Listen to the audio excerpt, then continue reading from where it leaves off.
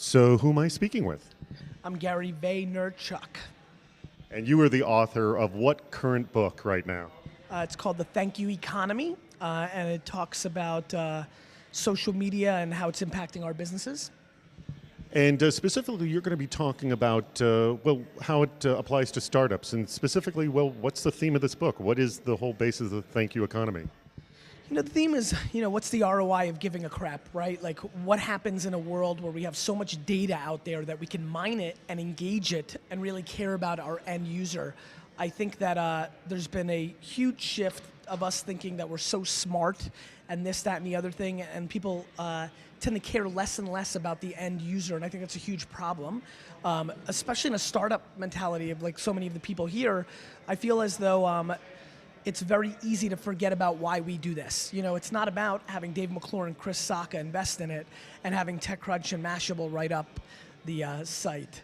I just think there's a huge loss of out of touchness, and people are celebrating. I've never seen a space celebrate raising money so much. It's like all of a sudden getting a bank loan is to be celebrated like a victory. So I think there's a little confusion in the market. And I want to get it back to basics, 1930s, 40s mentality of like building a real business, grinding it out, understanding your cash flow. Thank You Economy talks about, using things like Facebook and Tumblr and Twitter and.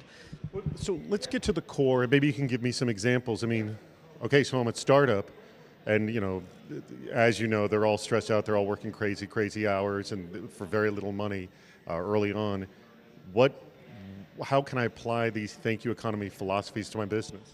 So no startup should start without having one of their team members be, chief community manager, right? You have a CTO, you have a CEO, COO, biz sales, you have all these different people.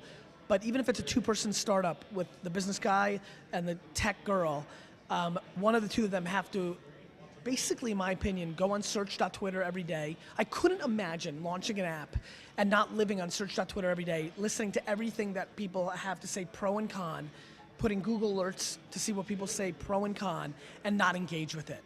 I just don't understand. I don't understand how you get an intake of emails and you don't respond to it. It is the end user. And so I think people spend way too much time on refining the product, on building out features, on biz deving, on trying to get press, and not enough time on focusing on the people that actually pay their bills or their future bills. So actually, that's an interesting thing. So how would I go about doing that? I don't have a product yet. I have nothing to launch or announce, but I do know the category. So how do I build relations and interests when I have nothing to tell them about specifically? I would become part of your niche community. Had I knew that I was going to launch Wine Library TV or Wine Library, what would have been the proper move in that first year if I was building it and getting ready for it? As a matter of fact, the business guy or gal a lot of times doesn't have a lot to do in the first 6 months to a year, right? Because the tech person's building out the product. That's where you become part of the community, not spamming to it.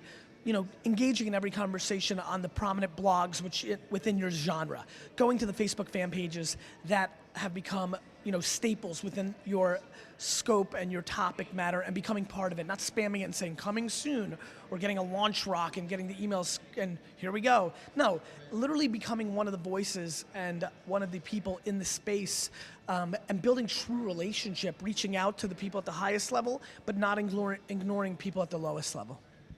Gary, thank you so much for your time. Take care, everyone.